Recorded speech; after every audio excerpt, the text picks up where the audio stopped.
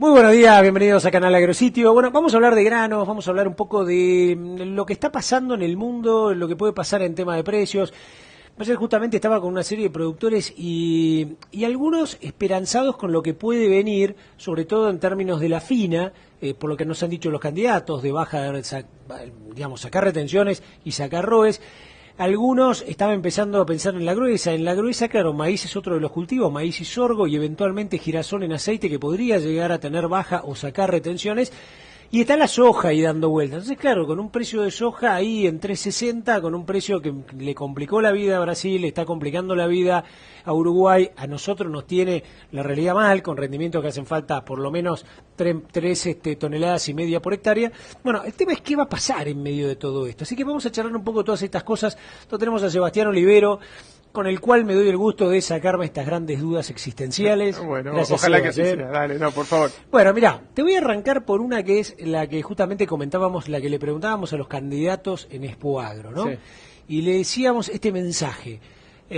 Al productor tenemos que tratar de llevarle tranquilidad para decirle, usted va a sembrar con este gobierno, que en 11 años no hizo absolutamente nada por usted, pero va a cosechar con otro que le va a cobrar impuestos, como le tiene que cobrar, usted va a seguir pagando, va a tener que pagar todo, pero le va a sacar esas retenciones que lo han ahogado y que con los precios internacionales nadie del gobierno se preocupó por ir y decir, usted hoy está mal, ahora le vamos a ayudar a usted, ¿no? Bueno, esto aparentemente en trigo, hay quienes somos un poco más optimistas y pensamos que esto puede llevar a 1 millón de hectáreas. Yo me la jugué, lo he charlado bastante con gente de la federación y de compradores. Hay otros que son un poco más cautelosos, bueno, el productor va a ver si es cierto o no es cierto. Primera pregunta que te hago.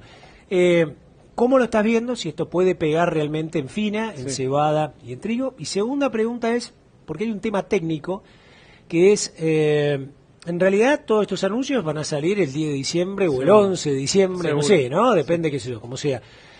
Con lo cual, bueno, hay que implementarlo. Algún productor dirá, che, flaco, pero a ver, yo estoy cosechando el 15, lo vendo con 23 hasta que salga esto. ¿Puede haber complicaciones de ese tipo operativas? ¿Y cómo ves el tema de si va a haber o no crecimiento de área?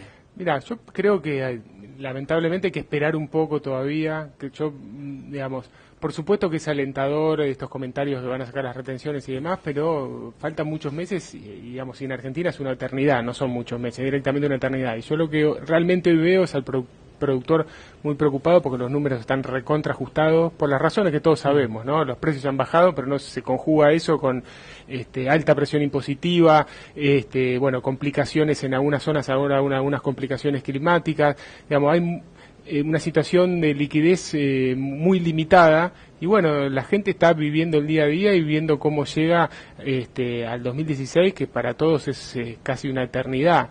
Me parece que se van a tirar a esperar hasta lo último posible, hasta mediados de año, a ver un poco cómo van las encuestas, quién se afirma un poco más como posible ganador, aunque insisto, en Argentina sí es algo es muy difícil. En trigo, Sebas, el gran problema que hay es que las PASO van a ser en agosto. Y bueno, estás muy jugado, ¿no? Que el que juegue va a tener que tener, digamos, algunas señales que ya incluso dentro del canal Agrositio se las hemos sacado a 2 de los principales candidatos y lo han dicho y seguramente lo van a cumplir. Y la otra es, digamos, si esperamos posiblemente no crezcamos en área, ¿no? Y perdamos una oportunidad de tener un cultivo que te ayude a fin de año. Seguro. Yo creo, y te vuelvo a decir lo mismo, me parece que va a ser como paso a paso, a ver, terminar la cosecha gruesa, ver más o menos cómo quedan los números y ver hasta dónde se puede apostar. Creo que hay un cierto interés, una cierta ilusión, por llamarlo de esa manera, de que pueda llegar a haber algún cambio concreto, pero, insisto, por otro lado, una situación, un día a día muy complicado. Entonces, me parece que se va a tratar de esperar, por lo menos esto que te digo, ver cómo quedan los números, la liquidez, hasta dónde hay que endeudarse para poder apostar a un cambio.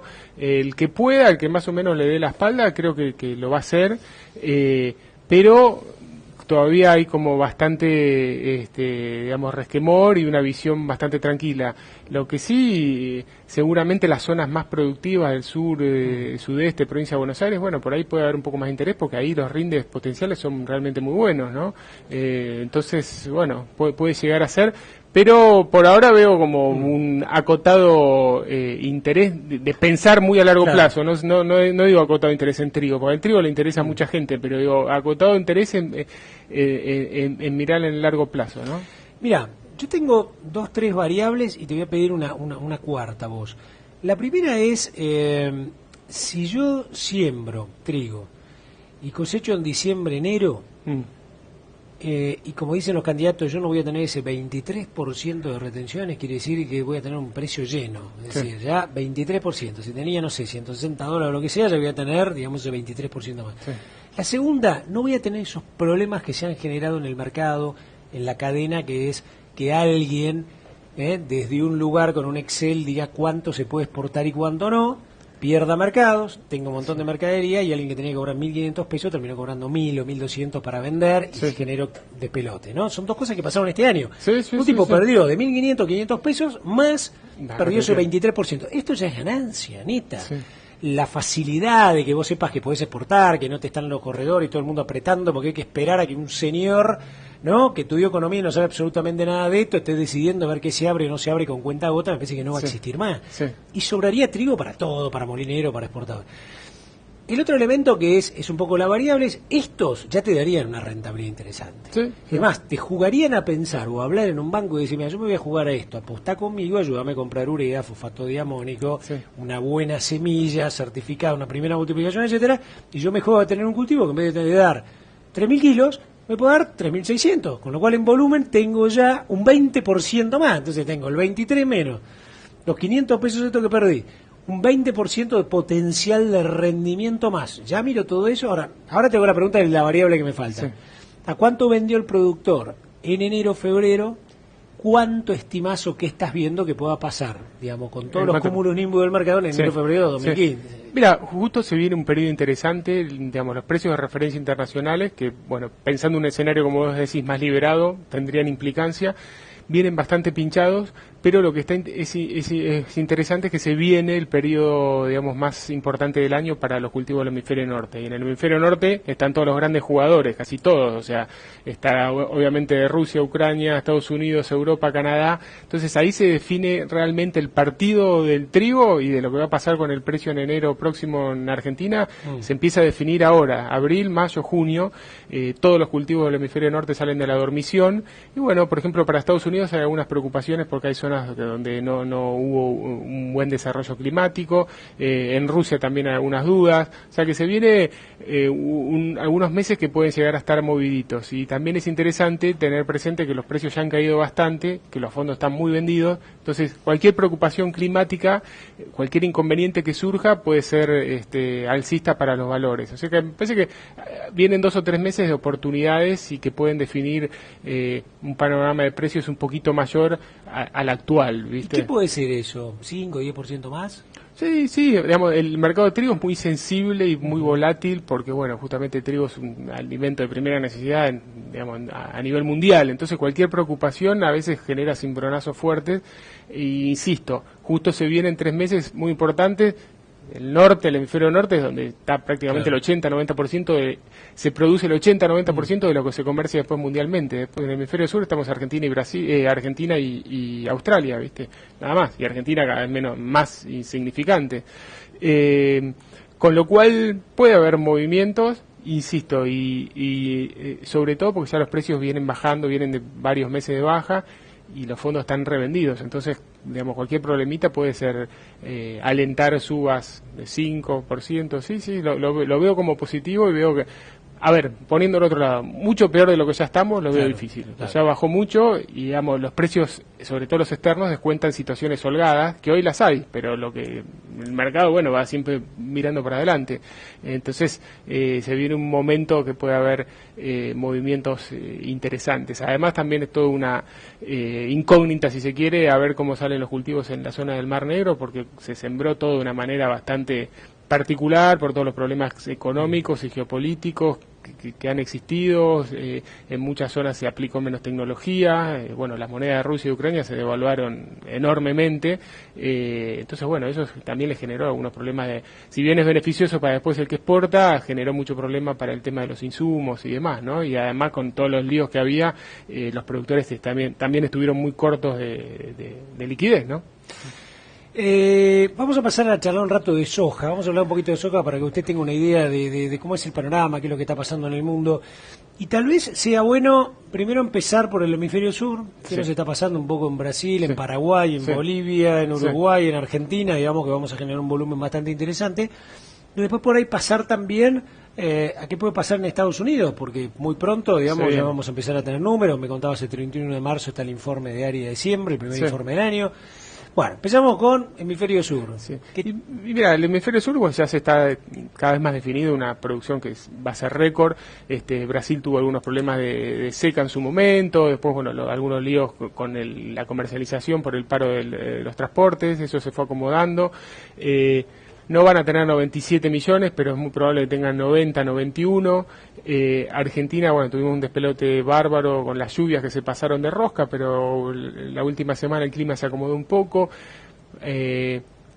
Probablemente haya pérdidas de 2, 3 millones de toneladas, quizá 4, ponele, no, ojalá no, pero pongamos el peor escenario. 54 millones. Pero claro, aún así estamos igual o un poquito más que el año pasado. O sea, y bueno, y Paraguay, Bolivia, que le agreguen 8 o 9, vamos camino cada vez más certero. Bueno, en Brasil la cosecha ya está bastante avanzada, tiene una producción récord. 91 decís que puede estar, 90, y 90, 91, sí. Algunos hablan de un poco más también. Con el extra bajista, bueno, del tipo de cambio en Brasil, el real, o sea, estuvo un largo tiempo planchado en 2,5, ahora está en 3,20, es una devaluación de 30%, muy poco tiempo. Y bueno, ella ya no es como acá que digamos la inflación te come esa mejora. Hay inflación, pero no el delirio que tenemos nosotros. Con lo cual el productor venía con las ventas bastante retrasadas, se animó a vender un poco más.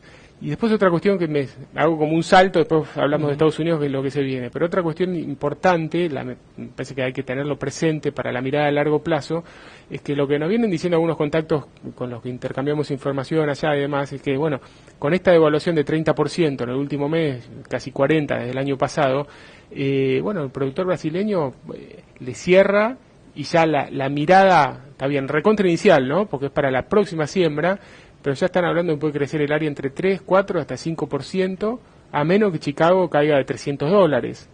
Que bueno, ojalá que eso no ocurra, puede seguir bajando, probablemente no tanto, pero si no hay una baja abrupta en Chicago, Brasil se predispone a una siembra próxima, de nuevo con incrementos, porque bueno... Con crecimiento básicamente en soja. Con crecimiento básicamente en soja, ¿no? Y bueno, ahora vuelvo un pasito para atrás, lo que próximo que se viene es Estados Unidos, como dijiste vos, 31 de marzo, están los primeros datos basados en encuestas a campo. Hay que ver qué termina diciendo Luzda, pero a priori parecería que puede haber un poco más de soja, no tanto ya por mérito propio, por los precios han aflojado, sino porque, bueno, más barata, lo mismo que pasa acá, ¿no? Es más barata que hacerla que el maíz y los precios relativos se emparejaron un poco, pero siguen ayudándola un poquito. Así que, digamos, hay un panorama de oferta. El año pasado Estados Unidos récord, Sudamérica récord, ahora Estados Unidos puede llegar a sembrar más, Brasil de nuevo más, o sea... muy ofertado, sí, o sea, y se da con una particularidad de un clima que ayudó en todos lados. En los últimos años siempre ocurría algo, o en Estados Unidos, en Brasil o en Argentina, alguno fallaba y entre medio tenías el boom de la demanda asiática, que esa demanda sigue estando, pero bueno, tampoco es que puede crecer todos los años 10, 15 millones de toneladas. Y por otro lado está este tema de las monedas. China obviamente es recontra importante, India también, pero Europa en cuanto a demanda de harina de soja es el número 1 y el euro viene cada vez más pinchado, entonces eso le saca un poquito de poder de compra a los europeos. Entonces, la verdad que hay un panorama un poco difícil, la única que lo puede hacer cambiar un poco, el único factor sería algún problema climático, que bueno, eso sí está totalmente abierto, claro, porque Estados Unidos ni siquiera empezó a sembrar, faltan muchos meses, bueno, los fondos también están bastante vendidos, si hay algún susto, real o no, puede haber algún rebote, seguramente va a haber algún evento de volatilidad, pero bueno, la otra cara de la moneda es que si el clima es medianamente normal, estamos vamos a estar aún peor en cuanto a perspectiva de precio. Los americanos son muy, de repente, son muy cambiantes. Cuando viene este informe el 31 de marzo, ¿no? Y ellos ya tienen que sembrar del 31 de marzo, ya empezaron los 2 meses, ¿o no? Sí. Son muy cambiantes en eso, de repente pueden agarrar y decir, qué sé yo, te bajan 2 millones de soja y te suben 2 de maíz o cosas por el estilo. Tienen movimientos también que son, sería grande, enorme, ¿no? Pero hay de esas cosas como pasan en la Argentina, de repente... No tanto. Yo nunca he visto virajes enormes, tan que como que ya los empieza a prever con tiempo, ¿no? Como que ya... Sí, son más estructuraditos, y bueno, van preparando insumos y demás, y hasta suelos, con ciertos tiempos. Veo difícil virajes muy digamos, significativos, ¿no? Por ese lado está un poco complicado. Como vos hablábamos también del tema de cómo influye el tipo de cambio, ¿no? En esto, porque nosotros tenemos un cambio planchado en 8.70, peso por dólar, los brasileros, como dijiste vos, de 2,5 a 3,2 reales, ¿no? Por dólar, lo cual les cambia, digamos, por el otro lado también la caída del petróleo, que de alguna manera también deja los biocombustibles de lado e impacta también en los granos. Una Europa que al tener también, digamos, su peso, su euro más depreciado con respecto a un dólar, en el fondo debe tener menos capacidad de compra, debe llegar para más por un producto que sigue, digamos, valiendo $330, ¿no? Quiere decir que eso te marca un consumo que no da la sensación que digamos, que por lo menos crezca como para absorber 2 grandes campañas, ¿no? No, por eso te digo, yo creo lo único que vemos así a futuro, medianamente cercano, que pueda cambiar un poco la aguja es algún problema climático serio en Estados Unidos. Si no, es como que no hay manera. Encima, insisto, lo vuelvo a repetir porque el año pasado Estados Unidos creció 17 millones de toneladas. Argentina más Brasil, Sudamérica capaz que termina creciendo unas 10. O sea, ya tenés 17 más 10, 27, es un montón. O sea que ni en el momento de mayor vigor de la demanda llegó a crecer ese volumen por año. Y bueno, y lo que se viene ahora es un escenario un poco complicado por lo que acaba de decir vos. Después, por otro lado, los chinos, si bien vienen comprando mucho, también hay otra particularidad, que hicieron compras récord de Estados Unidos, un poco porque siempre tienen miedo de qué pasa con Sudamérica, cuando con las huelgas, con los paros, con el clima. Entonces, por si las moscas, compraron un montón. Entonces, la verdad que si ahora, digamos, no pasan a mayores las huelgas, digamos, la cosa evoluciona medianamente bien, van a estar un poco más tranquilos. No digo que van a desaparecer, pero están con una posición un poquito más holgada, por esto que se compraron la vida sobre Estados Unidos, ¿viste? Estados Unidos en 6 meses liquidó casi todo su saldo comercial y eso fue algo muy bueno y algo que en su momento ayudó a que los precios en Chicago se mantengan. Pero ahora se viene el momento estacional de dice que van a comprar cada vez menos de Estados Unidos y miran a Sudamérica. Pero tienen como un margen de maniobra para mirarlo un poco más tranquilo por esto que digo, que compraron mucho de un vendedor seguro. Claro. Todo eso cuando vos lo mirás y ponés un poco todos tus años de experiencia en esto y le ponés un número, ¿no? Que por supuesto sube y baja de acuerdo a la afluencia de mercadería. Es un 320, es un 330, es un 340, puede ser un 400, puede ser menos de 300, como insinuaste en algún momento. ¿Qué oscilación de número te da hoy con estas variables así que puede estar más o menos la soja? Yéndole a Estados Unidos relativamente bien, no creo que haya una seca que les haga percha todo. A lo mejor tampoco va a ser un clima tan espectacular como tuvieron, pero pensemos que pueden tener una buena cosecha, ¿no? Y me parece difícil que llegue a perforar los $300 estos que hablamos, porque empiezan a jugar también otras cuestiones, la especulación por ahí dice, bueno, ya nos pasamos, para que pase eso tienen que seguir vendiendo bastante más, pero hoy estás en 360, viste, una baja de 10%, ir a un 330, que fue el mínimo que tuvimos hace algunos meses, me parece que ese riesgo está. Y bueno, lamentablemente podría ser algo más si el clima es muy bueno, pero bueno, uno no le desea el mal a nadie, pero esperemos que 2 años seguidos no se le repita, ¿no? No puede caer a nosotros. También. Bueno, te paso al maíz y te voy a hacer una mezcla de análisis que hicimos con soja, pero te voy a agregar mi propio análisis como hice con el trigo, ¿no? Y acá te lo voy a tratar de vender, mirá. Me da la sensación de que ambos candidatos todavía no está muy definido, ¿no? Por Macri y por lo que ha dicho su grupo, maíz no tendría retenciones. Después hay que ver cómo se acomoda todo esto en la interna. Los polleros dirán, che, flaco, pero sí, es un mercado que se me complica. Los feedlots están acostumbrados a un maíz que era barato y además lo compran en el mercado local. No, digamos, no tenés, estás exento, digamos así, entre comillas, de lo que es el beneficio, ¿no?, del exportador, que vender con... Entonces, el gran tema acá que se produce, si ese 20% que no tenga el productor para exportar y le lleve a un precio lleno, pueda complicarle, digamos, de alguna manera el mercado interno a los demás, sí, ¿no? Este sí. es un poco lo que me parece que se está estudiando. Pero Sí. por otro lado hay otras voces que dicen, mirá, impositivamente poco lo que deja hoy. Si a los chacareros le damos esta oportunidad y además lo escuchan a Sebastián Olivero hablar de la soja, posiblemente pueda haber 1 millón, 2 millones de hectáreas más de maíz. Tenemos todo para hacerlo. Sí, sí, sí. Y si tuviera 2 millones de más de maíz, la realidad es que a un rendimiento de 8 toneladas tendría 16 millones de toneladas más, con lo cual, flaco, vas a tener mercadería Sí, para sí, el sí. Feldo, para Sí, el para Canario, para todo lo que se te ocurra, ¿no? Sí. Y además para exportar, que son divisas. Sí. ¿Cómo lo ves en ese, cómo lo ves este tema de, por ejemplo, un maíz, sorgo también, por supuesto? Sí. ¿No? Estaba con sorgueros ayer, un área que está ahí pisando el millón y no termina de sí, subir, sí. etcétera, podría perfectamente 1.200.000 hectáreas más en zonas que necesitan el sorgo. Seguro, ¿no? seguro.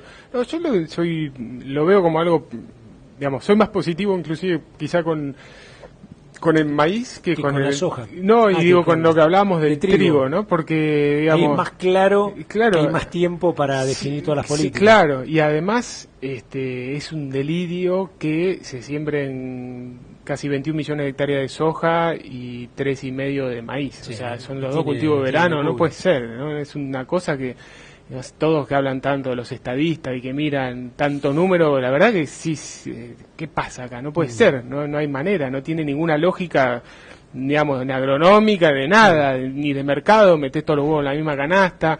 Y además lo obvio que sabemos todos los que estamos en esto, de que todo lo que puede mover el maíz por el mayor volumen de grano que genera, entonces es más transporte, bueno, hay múltiples razones para beneficiarlo y creo que cualquiera que venga del palo que sea, o sea, tendría que verlo y hay un poco más de tiempo. Y además, insisto, si uno dice 1 millón de hectáreas, y bueno, es tanta la diferencia que, bueno, si lo ayudas un poco, podría crecer. Y además hay tanta gente que, digamos, le vendría bien hacer más rotación y que tiene ganas de hacer otras cosas. La verdad que después de 10 años de meta soja, digamos, estamos para Sí, más. el tipo que tiene Sin desmerecer a la problemas soja. de enfermedades, Bueno, vos sos ingeniero, eso lo escuchás en todos lados, está generando múltiples problemas. Entonces, me parece que tiene, o sea, el trigo también, pero esto todavía tiene más cosas porque, insisto, el cultivo de verano y demás. Entonces hay una posibilidad interesante. Y después, por otro lado, que estás viendo que Estados Unidos probablemente el área caiga, entonces Claro. bueno, hay Estados Unidos ya que vuelva a repetir un clima tan excepcional como el año pasado. El año pasado tuvieron los rindes más altos de toda la historia, y además siembran tanto y los volúmenes son tan importantes que con que Estados Unidos tenga 1 o 2% menos de rindes que la bestialidad del año pasado, ya te cambia, ¿eh? Tenés 25 millones de toneladas menos de producción. Y si siembran 700 o 800.000 hectáreas menos, o 1 millón de hectáreas menos, bueno, tenés otra suma. A donde querés acordar, bueno, por ahí la oferta norteamericana te cambia 20, 30 millones de un año para otro. Bueno, no es menor, digamos. La verdad que eso sería realmente bueno. Entonces ahí tenés cuestiones positivas de fondo. Claro, vos imagínate 20, 30 millones. Es un Yo montón. te decía, Esto vos, era- 1 millón de hectáreas nuestras serían 8 o 9 Y claro. millones, absorbés el 30% de lo que Sí. del déficit de Estados Unidos, ¿no? Sí, Así que- sí. ¿Y vos ves algún tipo de movimiento de precios de repente? Porque así como te decía, bueno, hoy estamos en 360, vos ves que pueda estar menos, vos dijiste, sí, puede haber un 330, no veo perforado Sí. un 300. Vos en maíz, ¿cómo lo ves en términos relativos a ahora, por Sí. ejemplo? ¿No? Decir, a ver, el marzo de hoy y el marzo 2016. Sí. No, ahí hay un poquito más de optimismo porque no vemos la situación tan ofertada que se perfila para la soja, de que bueno, viene batiendo récord en todos lados, ahora probablemente se siembre más. Entonces, bueno, el maíz no es tan así. Sudamérica va a tener una cosecha buena, pero no crece con respecto al año pasado. Estados Unidos probablemente caiga al área. Ucrania es otro jugador muy importante para el mercado de maíz, pero con todos los despelotes que ha tenido, también se le complica seguir creciendo. Bueno, porque obviamente es un cultivo que insume mayores costos y demás, entonces tenés algunas cuestiones como para ser más optimistas. Y después que a nivel local también las últimas semanas han sido muy complicadas en cuanto a permisos para exportar, no sé, nada hay últimamente. Entonces fue rarísimo, ¿no? Porque nada, hasta el mismo Moreno había entendido ¿viste? el tema. Moreno No un año, sé. ¿te acordás? Dijo 15 millones abiertos, Sí, sí. después abrió, no sé si otro año, creo que 8, no me acuerdo, Sí. pero no había problema. Sí, sí.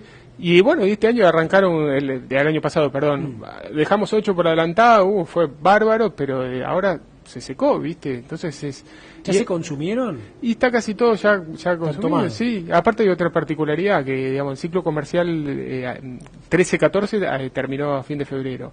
Y si vos mirás los números declarados oficialmente por la exportación, le está sobrando 4 millones, porque tienen compraron como 20 millones y embarcaron 16, y ya se terminó el ciclo, ¿viste? Entonces eso les quedan 4 para esta campaña, y para esta campaña ya compraron 6, o sea que en total ya tienen 10 palos en sus manos.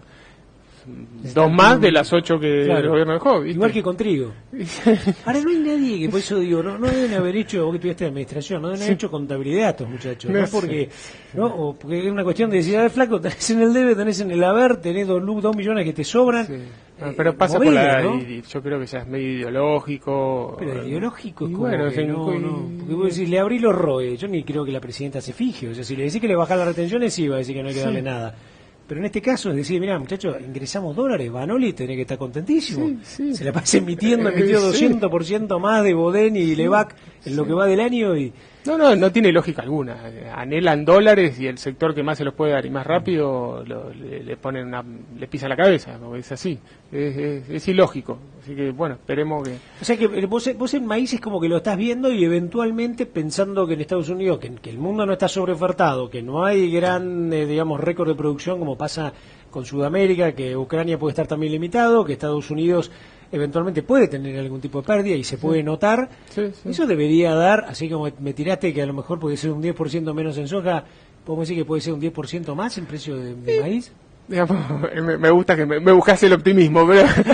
Si hoy te vi, sos un optimista como yo, siempre buscas la parte. Hoy ya cuando te vi entrar dije, no, el loco viene totalmente cascoteado. Que está difícil, ¿no? pero para maíz soy más optimista, sí. No sé si 10, ojalá, pero sí 5. Me parece que sí. Claro, y además y de eso las arrastra el razones sorgo internacionales, también, ¿no? además de las razones internacionales, la local, ¿viste? No puede ser, no están dejando vender nada. Y sí arrastra el sorgo y otra cosa interesante del sorgo que los chinos están comprando sorgo a morir.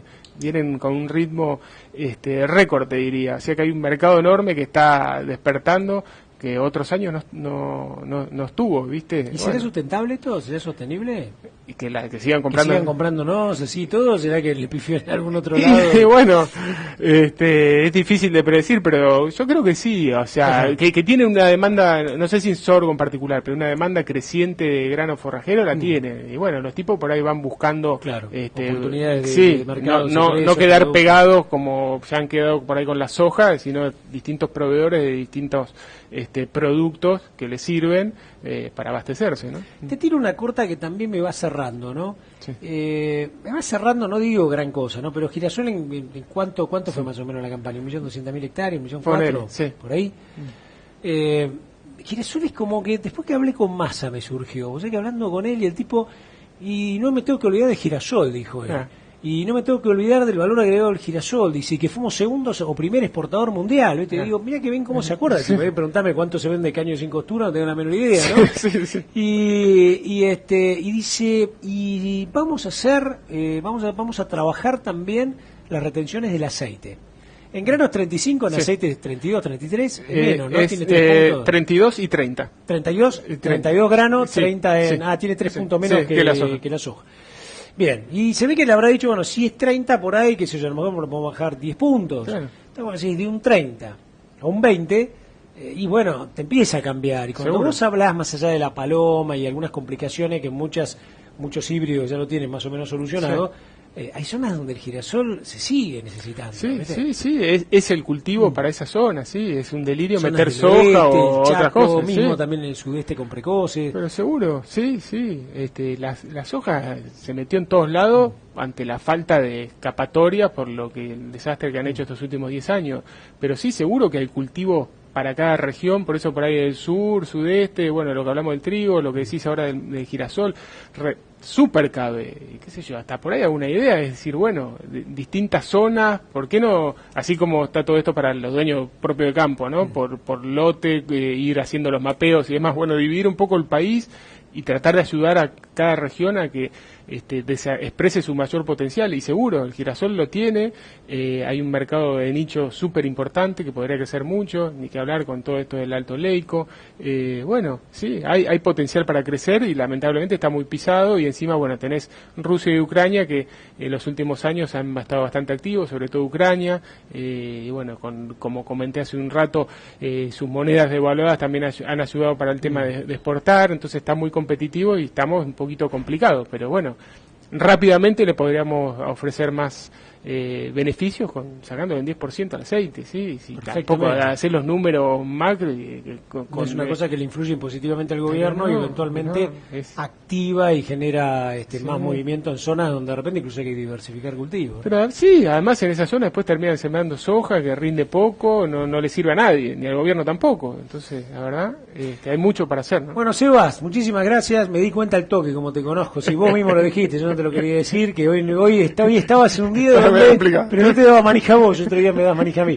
Y bueno, si Dios quiere, el 31 de marzo, el 1, 2 de abril, 3 de abril, nos juntamos de nuevo y le contamos a la gente acá en directo qué es lo que va diciendo ese informe, que seguramente va a tener cosas importantes, ¿no? Interesantes. Sí, y hablar. Sebas, un gusto. Gracias como siempre, muy amable. Con ustedes nos seguimos viendo acá en Canal Agrositio.